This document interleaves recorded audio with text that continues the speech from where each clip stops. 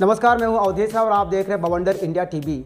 इस समय हम हैं कनक्या मंडल एडवोकेट नीतीश वर्मा के ऑफिस में, जहां पे पूर्व सांसद संजीव नाइक का यहां मीरा भाईंदर में एक दौरा था और यहां इस ऑफिस में वो आए हुए हैं। मैं आपको बताना चाहूँगा कि संजीव नाइक का मीरा भाईंदर से काफ़ी पुराना लगाव है, क्योंकि 9 से लेकर 2014 तक वो मीरा भाईंदर थाने के सांसद रह चुके हैं। तो आइए बात करते हैं संजीव नाइक से क्या कहना है मीरा भाईंदर की राजनीतिक के बारे में। मीरा भाईंदर की राजनीति तो हमने बहुत नज़दीक से देखी। जी सर। हम चाहते हैं कि जिस तरीके से माननीय प्रधानमंत्री जी देश के हर नागरिक को अपना हक दिलाने की कोशिश की है, और पिछले आप देख रहे होंगे कि 2014 के बाद से कई ऐसे मसले थे जिनको उन्होंने जिस तरीके से मसलों को हल किया है, शायद कोई आज तक के राजनीतिक क्षेत्र में किसी ने किया हो। और वही बात आज मीरा भाईंदर की है। तो मीरा भाईंदर, मैं तो बहुत भाग्यशाली हूँ कि यहाँ के जनता ने मुझे आशीर्वाद दिया था और 5 साल काम करने का मौका मिला। और 5 साल के दरमियान में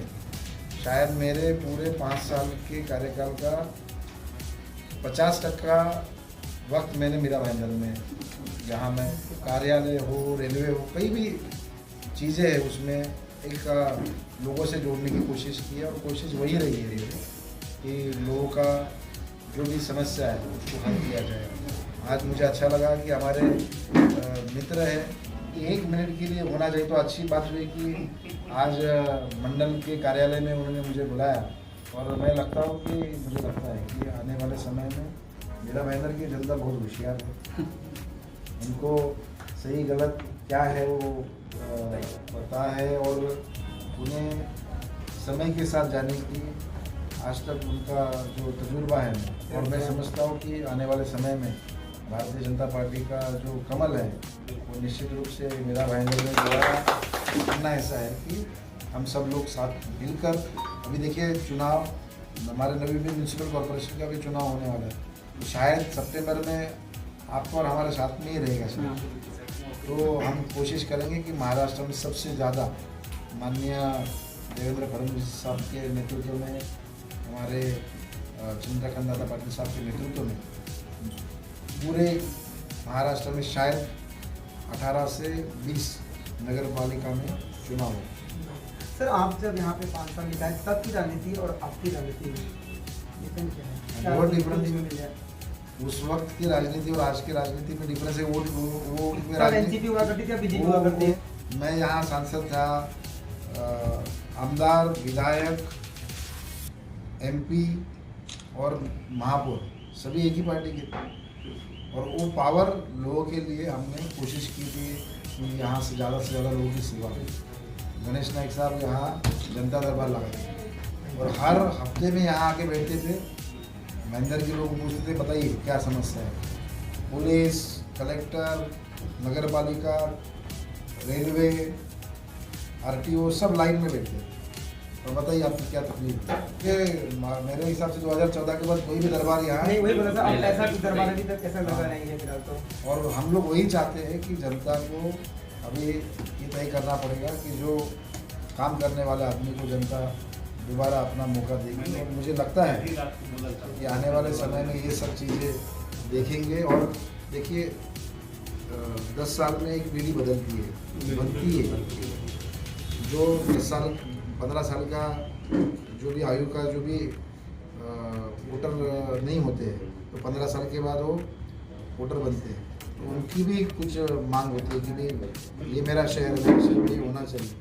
तो कई ऐसी चीज़ें हैं जो उस वक्त में यहाँ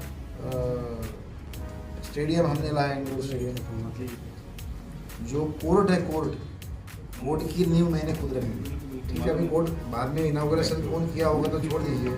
मेट्रो मैं लाया हूँ, मैं उस वक्त दौड़, अभी ये आपका जो 80 ml का पानी है ना, जो वसई विरार और अपने को मिलने वाला है, शायद काम चालू है, वो भी तो हमने ही लाया। ये कुछ कंट्रोवर्सी है सर, कई प्रकार से मैं बोलते हमने लाया, फिर अब्दुल आमदार पर हमने लाया, पर आज आप बोल रहे हैं कि इसकी हमने रखी। जिसकी लाठी उसकी भैंस। अरे लाठी उनके हाथ में है, अभी हम कुछ नहीं बोल पाएंगे। तो हम समय के लिए, वक्त के लिए रुकेंगे, और समय कहते हैं कि समय बड़ा बलवान है, और वो समय सबको बताएगा। जैसे कि आपने कहा कि मीरा भाई शहरवासियों ने आप पे आशीर्वाद रखा और आपने यहाँ पे 5 साल जनता को दिया, तो उन शहरवासियों को और अपने उन वोटरों को जो आप लोग चाहते थे, जो आपके उन्हें आप क्या संदेश देंगे कि भारतीय जनता पार्टी आने वाले मनपा चुनाव में हम जो अभी का एक नारा है इस बार 80 पार, लेकिन दरेकर जी उस दिन आके कहें कि इस बार हम 100 तक लेके आएंगे, तो आप उनमें क्या कहेंगे? मैंने देखिए पार्टी के सभी नेतागण, पार्टी के सभी नगर सेवक, पार्टी के सभी मंडल हो, पदाधिकारी हो और जनता जनार्दन है। सिर्फ जनता की बात नहीं है।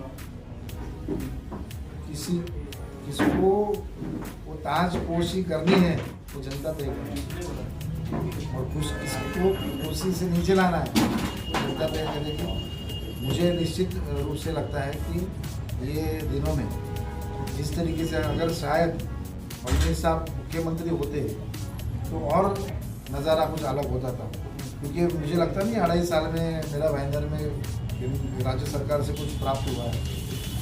जो भी हुआ है वो फडणवीस साहब के वक्त नहीं हुआ है।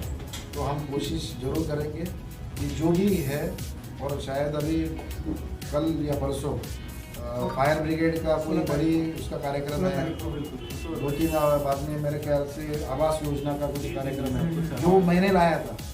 आप अभी जाके देखिए उधर उसकी नींव किसने रखी, वो पैसा किसने लाया।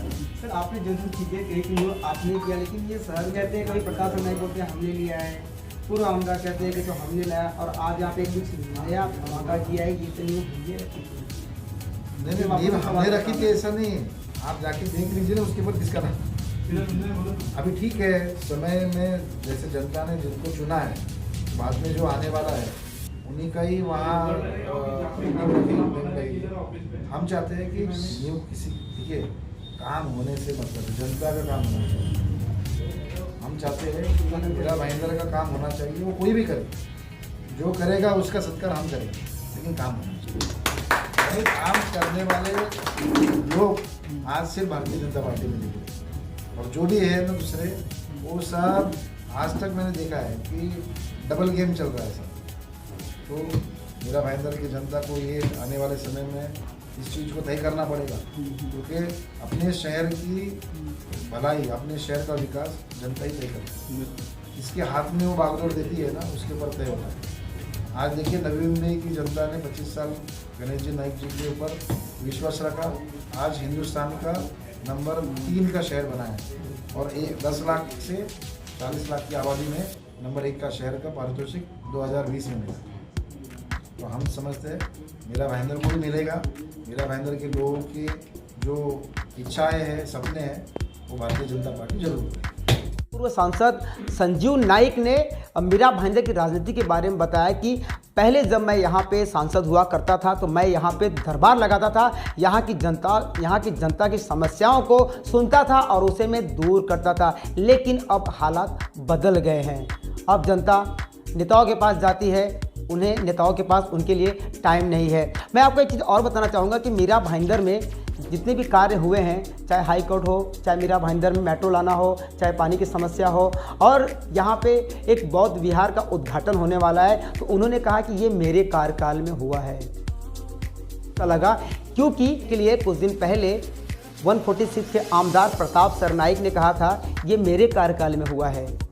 जब पूर्व आमदार नरेंद्र मेहता आमदार थे और तब से लेकर अभी तक उन्होंने भी हर बार यही कहा है कि ये जब मैं आमदार था तो मेरे कार्यकाल में इन चीज़ों का नींव रखी गई है, लेकिन लोग इसका श्रेय लेने के होड़ में हैं। जब हमने संजीव नाइक से इसके बारे में बात किया कि आप कह रहे हैं कि आपके कार्यकाल में हुआ, लेकिन यहाँ पे 146 के आमदार प्रताप सरनाइक, पूर्व आमदार नरेंद्र मेहता, वो कह रहे हैं मेरे कार्यकाल में हुआ। आखिर एक्चुअली हुआ किसके कार्यकाल में है? उन्होंने कहा कि अगर आप जाएँ कि वहाँ पे देखेंगे वहाँ पे मेरा ही नाम होगा। तो कहने का मतलब ये है, सीधा सीधा उनका है कि ये मेरे कार्यकाल में हुआ है। जब उनसे कहा गया कि आखिर ये जो श्रेय लेने की होड़ है आखिर क्यों, उन्हें सीधा जवाब दिया कि कुछ भी हो, श्रेय कोई भी ले हो, लेकिन विकास मीरा भाईंदर को हो रहा है। इसका फ़ायदा मीरा भाईंदर शहरवासियों के लिए हो रहा है, और जिसकी सरकार होती है वो खुद यही बात बोलता है कि ये मेरे कार्यकाल में हो रहा है। जो भी है मीरा भाईंदर शहरवासियों के लिए फ़ायदे की बात है, श्रेय चाहे कोई भी ले।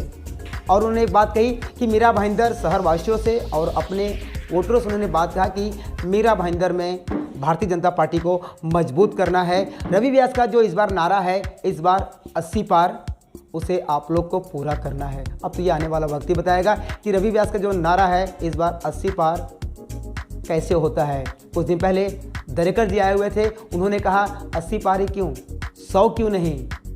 अब यहाँ के जो कार्यकर्ता हैं वो कितना मजबूती के साथ काम करते हैं कि रवि व्यास का जो एक लक्ष्य है 80 पार, उसे कितना सफल करते हैं, ये तो आने वाला वक्त ही बताएगा। बॉर्डर इंडिया के लिए अवधेश राय की रिपोर्ट।